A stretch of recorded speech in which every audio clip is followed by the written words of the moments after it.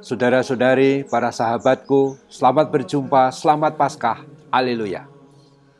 Saya ingin mengajak kali ini merenungkan kata-kata Tuhan dalam kalimat terakhir dari Injil Matius, bab 28 ayat 20, ketika Tuhan Yesus berkata, "Dan ketahuilah, aku menyertai kamu senantiasa sampai kepada akhir zaman."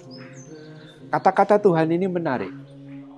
Sebenarnya pada awal Injil Matius, pada awal, ketika malaikat berkata kepada Yusuf yang dalam mimpinya, malaikat berkata bahwa dia ini, yaitu maksudnya Yesus yang akan lahir dari perawan Maria, harus dinamai Immanuel, artinya Allah menyertai kita, Tuhan beserta kita, Tuhan bersamamu. Itu kan selalu kita lakukan toh, kita alami toh waktu Ekaristi. Imam selalu menyapa Tuhan bersamamu atau Tuhan sertamu. Kalau ibadat Sabda ya Tuhan beserta kita. Itu intinya sama. Tuhan beserta kita.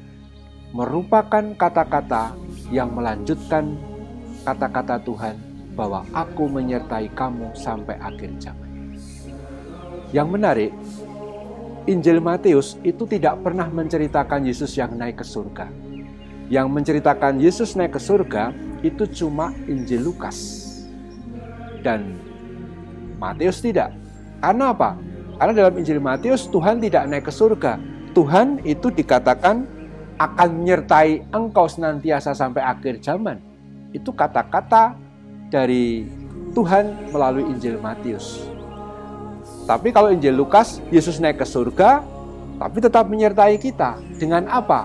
Dengan Roh Kudusnya yang diutus, dia menyertai kita. Sebenarnya intinya sama.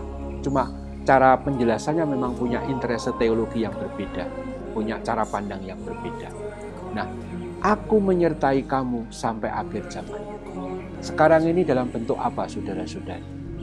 Kita mengalami Tuhan yang hadir, Tuhan yang menyertai kita, tentu melalui macam-macam bentuk, melalui keluarga kita di rumah, melalui saudara-saudari, melalui pengusaha atau orang baik yang memberi pekerjaan kepada kita, atau pemerintah yang membantu kita. Tuhan Yesus menyertai itu semua. Tuhan Yesus juga menyertai kita melalui sabdanya ketika kitab suci dibaca, atau Tuhan Yesus juga hadir waktu kita berdoa.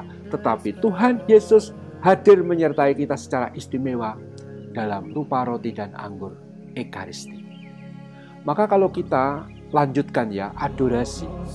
Adorasi itu sebenarnya ingin menunjukkan, mengungkapkan iman kita bahwa penyertaan Tuhan itu memang istimewa.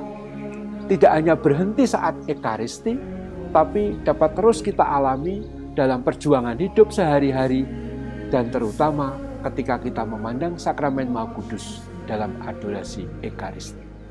Maka adorasi adalah saat kita mengalami sabda Tuhan tadi, aku menyertai kamu sampai akhir zaman. Supaya apa? Di mana adorasi ada, di mana kapel adorasi ada dan orang-orang berdoa dan menyembah Tuhan yang hadir, di situ Tuhan ingin menyertai masyarakat sekitar pula.